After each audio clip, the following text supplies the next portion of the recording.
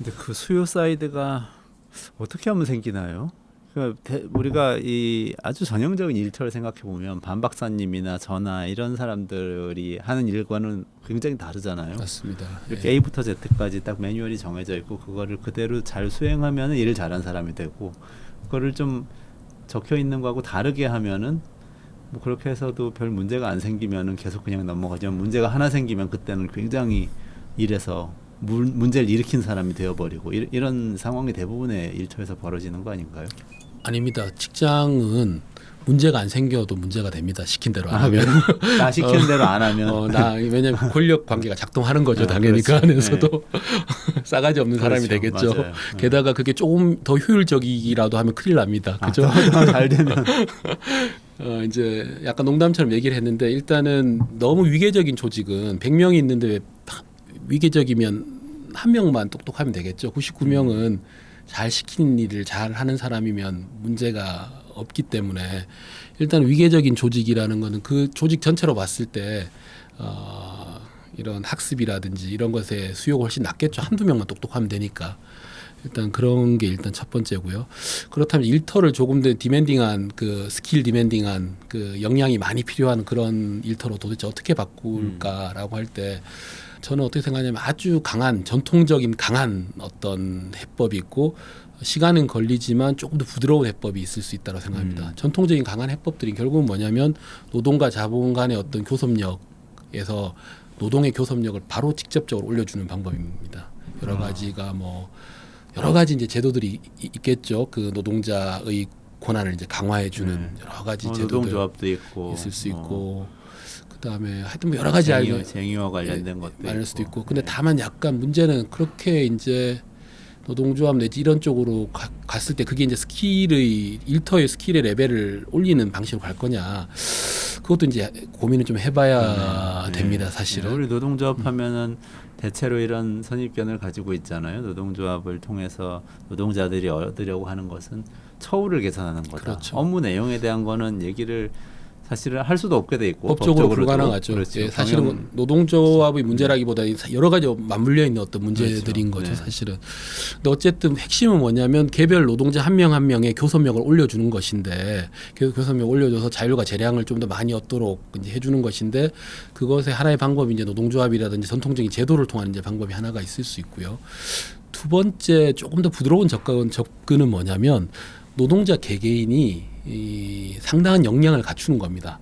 이 역량을 갖출 때 이제 국가가 상당히 개입하고 도와주는 것인데, 이렇게 가면 너무 이제 이것도 전통적인 해법이 아닌가 이렇게 이제 생각할 수 있는데, 제가 여기서 말하는 노동자의 역량을 갖추는데 정부나 공동체가 도와준다고 할 때는 노동자의 니즈에 맞는 역량을 개발하도록 정부가 지원한다는 뜻입니다.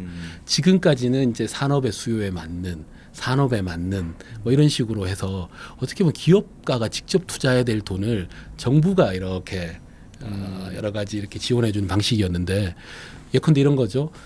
용접을 하는 노동자가 나는 다큐멘터리 감독이 되고 싶어라는 욕구를 가졌을 때 그 욕구를 실현할 수 있도록 도와주는 겁니다. 기존은 뭐였냐면, 내가 용접공이었으면 용접공으로서의 레벨을 올리는 데는 정부가 교육훈련을 지원을 해줬습니다. 해줬는데, 그것보다는 어차피 우리는 4, 5년 있다가 다 이제 서로 헤어질 관계거든요. 노동과 자본 간의 근속이 짧기 때문에. 그렇죠. 이제 이렇게 되면 4, 5년 정도 한 5년, 6년 하여튼 5년을 근속 기간이. 현 직장 근속 기간이 그 정도가 되는데, 결국은 이것은 교섭력 차원에서 이제 우리가 바라볼 수 있는 것이죠. 내가 어떤 데리고 일하는 이 사람이 나랑 이제 계약을 맺어서 영원히 이제 아주 오랜 기간 동안 서로 그 사장님은 넌 나의 아들이다, 그리고 직장 다니는 직원은 사장님 아버지처럼 생각하는 아주 옛날 모델은 이제 말 그대로 IMF 전에 이제 IMF 이후에 다 사라졌잖아요, 이제. 그죠? 그렇게 됐을 때 지금은 철저하게 기업 내 역량을 가지고 서로 계약을 맺는 관계가 아니기 때문에, 기업이 필요한 역량을 맺는 게 아니기 때문에, 오히려 저는 노동자의 니즈에 맞는 역량을 기르는 쪽으로 정부나 국가가 지원을 해준다면 교섭력이 바뀌게 되고, 그 역량에 맞는 방식으로 기업의 경영도 이제 바뀔 수 있다라고 생각을 합니다. 하고 싶은 일을 할 수 있게 도와준다, 이런 개념인가요? 맞습니다. 지금은 그러니까 직업훈련 지원이 다 이렇게 돼 있는 거죠. 저도 이제 군산이나 군산 GM이나 그 통영이나 조선업, 통영이나 거제나 이런 데 들여다보면서 알게 됐는데 자동차 업종에 종사하던 사람한테 직업훈련 지원은 다른 자동차 업종 기업에 가서 뭔가 할 수 있는 그런 지원을 거죠. 해주고 조선업은 또 조선업이고 이런 건데 답답하더라고요. 네. 자동차 회사가 지금 나가는 판국인데 그러니까 예. 자동차에 또 옮기라고 하니까 그럼 현대차를 가라는 건지 이런 의문이 들잖아요. 네. 할 수도 없는데. 물론 여기 약간 오해하지 말아야 되는 게 이제 그런 능력만 중요하다는 뜻이 아니고 당연히 자동차 업계에서 일하면서 내 능력을 업그레이드 시켜 나가는 게 되게 중요한 거잖아요, 그죠? 그렇죠. 그런 거에 투자는 국가가 하지 말고 기업이 직접 하라는 겁니다. 제 주장은 하는 거고 이제 정부가 이제 우리 세금을 가지고 지원하는 것들을 어떻게 보면 개인에게 조금 더 이제 포커스가 맞춰진 그런 방식으로 훈련 정책을 이제 훈련 내지는 교육 정책을 쓰자는 거고 그건 단순히 뭐 몇 개월짜리 며칠짜리 교육이 아닌 좀 장기적인 어떤 교육 과정 뭐 1년, 2년짜리 교육 과정도 충분히 지원할 수 있고요.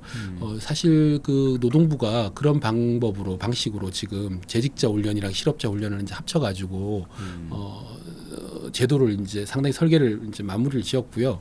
그 다음 내년에 이제 이렇게 내년부터인가 후내년부터인가 물론 내년부터인 것 같은데 실행을 하는데 저는 그거보다 더 넓혀서 더 마치 그 기본소득까지는 아니지만 기본 시민권으로서 기본 교육권을 그냥 갖는 것. 내가 대한민국에 태어났으면 내가 원하는 교육은 고등학교 때까지가 아니고 평생 언제든지 이제 받을 수 있는 하나의 권리를 갖게 해주자. 시민으로서 권리를 갖게 해주자는 거고 그게 아까 말한 것처럼 직접적인 어떤 노조나 이런 제도를 통해서 노동자 개개인의 교섭력을 올려주는 것보다 느린 것 같지만 장기적으로 봤을 때는 노동과 자본의 어떤 관계에서 노동자들의 교섭력을 올리는 방법인 거고 이것도 장기적으로 그러면 일터 문화도 이제 바꾸게 되는 어떤 자본가에게 다른 어떤 이윤 극대화 방식을 추구하게 만드는 그런 게 될 거다라는 생각입니다.